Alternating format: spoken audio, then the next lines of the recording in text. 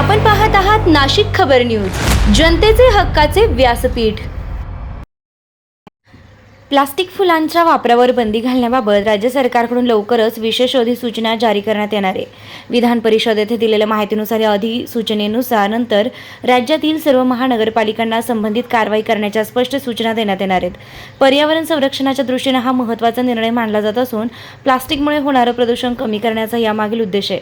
या निर्णयामुळे बाजारात प्लास्टिक फुलांच्या विक्रीवर निर्बंध येण्याची शक्यता असून पर्यावरणपूरक पर्यायांचा वापर वाढवण्यावर भर दिला जाणार आहे। तसेच नियमांचं उल्लंघन करणाऱ्यांवर दंडात्मक कारवाई करण्याचाही इशारा देण्यात येण्याची शक्यता आहे। दरम्यान या अधिसूचनेची अंमलबजावणी कशी केली जाणार याकडे सर्वांचे लक्ष लागलंय। सभापती महोदय की प्लास्टिक बंदी हा कायदा फुलं असतील पत्रवळे असतील दुरून असेल हा कायदा आपण बनवणार का आणि तातडीनं जे विक्रेते आहेत त्यांच्यावरती आपण गुन्हे दाखल करणार का जेणेकरून शेतकरी वाचणं अत्यंत महत्वाचं आहे। माननीय मंत्री महोदयांनी खूप स्पष्ट उत्तर याच्यामध्ये दिलेलं आहे। तथापि सभागृहाची भावना माझ्या लक्षात आलेली आहे। मुळामध्ये प्लास्टिक बंदी आहे पण स्पेसिफिक आज शेतकऱ्यांची जी फुलं आहेत त्या फुलांचं मार्केट प्लास्टिकची फुलं हे मोठ्या प्रमाणात रिप्लेस करतायत। त्यामुळे या संदर्भात स्पेशल डिस्पेन्सेशन आणि स्पेशल ड्राईव्ह ही सभागृहाची इच्छा आहे।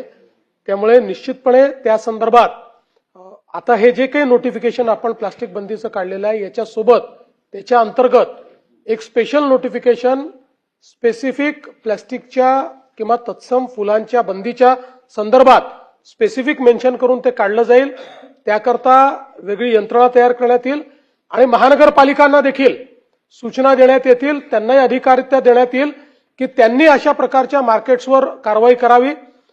जे डेकोरेशन करणारे किंवा जे हॉल्स आहेत बँकवेज आहेत यांनाही नोटिसेस देण्यात येतील की त्यांनी हे वापर करू नये, वापर केलं तर त्यांच्यावर काय कारवाई करता येईल हेही या नोटिफिकेशनच्या माध्यमातून आम्ही पडताळून पाहू आणि त्यात ते शक्य असेल तर याच नोटिफिकेशनच्या अंतर्गत ज्या बँकवेजमध्ये अशा प्रकारचे आर्टिफिशियल फुलं वापरले जातील त्यांनाही त्या संदर्भात दोषी मानलं जाईल। तुम्ही एक विंडो पिरियड द्यावा त्यांना की एवढ्या पिरियडमध्ये तुम्हाला हे सगळं बंद करावं लागेल।